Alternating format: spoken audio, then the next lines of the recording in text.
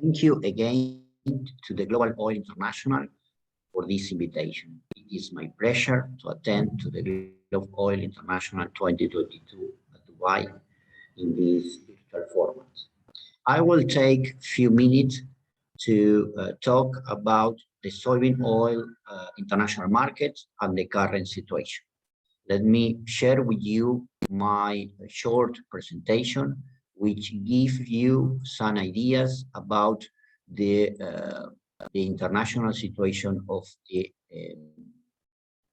global of the soy oil market in the world. As you see here, the international soybean market is going through a volatile, bullish, and changing period. There are several effects that are explaining the soybean markets. Some of these are typical, like the weather, where once again the drought situation in South America reduced the supply of soybean, but there are new factors, such as the pandemic, the international inflation, and a growing demand. If you see in this graphic, we can see that this campaign, the production of soybean, will be very similar to that of the campaign to 2017-18. But the demand has grown. For this reason, we are going through a period of high prices and high uncertainty. In the case of crushing by countries, global oilseed production is down marginally as the drought in South America, as I said before, to lower soybean production for the 4 consecutive months in this year, more than offsetting small gains in palm kernel production in Indonesia and Malaysia. Despite the fall in soybean production, global crushing will be at similar level to those of last year, which marks the existence of lower stocks for the next campaign and a sustained demand at domestic and international markets.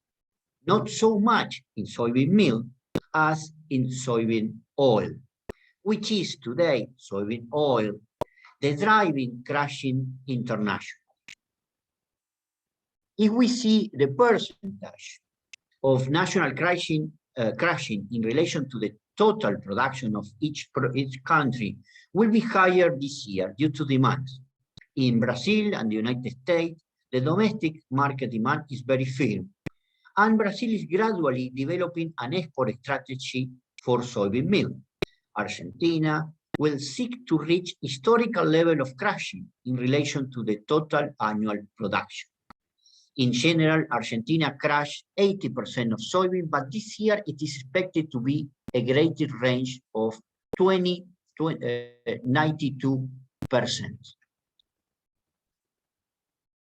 As you see here, in reference to global oil exports by country, it is clear that the situation of the 3 suppliers is quite similar from last year, but it looks like that Brazil will increase export of soybean oil, and Argentina will remain in quite similar situation than before, but US will reduce export of soybean oil due to the fact that US market has a domestic biofuel production and consumption program, particularly with the new HVO consumption. If we go and see what is the share of on the international market of soybean oil, you will see that Argentina is still having a strong share. Particularly this year, it is expected to have largest share on international market, around 75% of the total export during this campaign. If you see here what are the main markets for Argentina, well, it looks like that India still remain as the first trade partner, particularly the first global importer. It looks like that last year India imported around 2.9 million tons. If we go to see what are the forecasts on soybean production for the three major producers in coming campaign, you will see that Brazil is expected to be the largest worldwide producer, followed by US. It looks like that weather conditions are positive in US, so they are planning to have a similar area of cultivation, and probably if the weather goes with this forecast, they will have a similar level of production. In the case of Argentina, we have reduced our area due to the fact of the drought situation, but it is expected that probably next year Argentina will increase hectares of production due to the fact of some good economic result on the production of soybean than on the production of corn in the country. Just to go to the final point of this presentation, main topics on edible oil market worldwide, we can say that right now we have a new factor, which is the war. Ukraine-Russia war reduced war offer and create panic in several markets. It looks like that this situation will continue to be on the market at least in the coming two campaigns, not only for the question of the war, but also for the question of logistics, and particularly the question related to production. The second point is high inflation rate, reintroduced worldwide, but in some countries has increased a lot in the last months, has introduced several protectionist measures for exporting countries.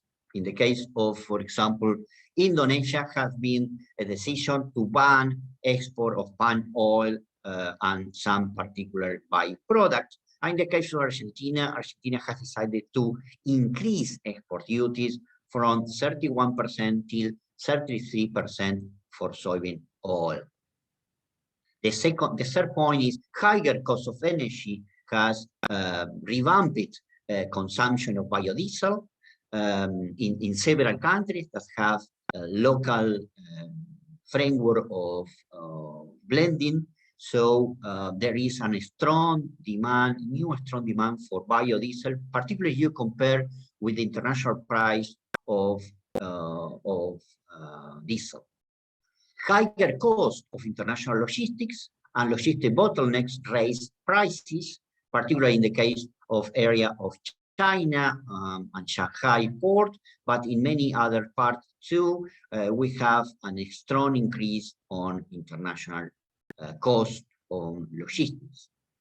The fourth point is that we have some government processes very slow to expand import. For example, if you see the decision of India in order to try to reduce import duties for edible oil, it's take a lot of time to do it. It looks like that many government administrations are not having the same speed than the inflation rate is increasing. So that kind of slow process for adoption of measures is not helping to contain prices and to reduce supply problems. On the other side, export markets will be with fewer players for several years. That will generate also greater tension in demand, particularly in the case of edible oil. The case of sunflower oil, maybe we are not going to have on the market as it used to be, as at a similar level, Ukraine or even Russia. So the tension between offer and demand will be for several years. The best short-term solution, to my understanding, is try to seek bilateral agreement between exporter and importing countries. To do what? To eliminate import barriers. Import barrier meaning sanitary, phytosanitary measures, non-tariff measures, and particularly import duties, or try to set up some annual import quotas at zero duty. This is the best way to do and to give predictability for importers, for domestic consumption, and for exporters. The speed and the way that this kind of agreement will be done in a short term through this kind of agreement will give the chance to importing countries to reduce pressure on inflation. So it looks like that we have a new opportunity on the international edible oil market, not only to promote domestic consumption, as is happening right now in many importing countries, but also to reduce inflation rate and to reduce problem on the domestic demand if government allows them to try to set up short-term agreement on import condition from exporting countries. It looks like that multilateral negotiations at WTO are no longer be the main topic for discussion. So many countries need to take a decision to go through directly and giving bilateral agreement with exporting country. So thank you so much for this possibility to be here again.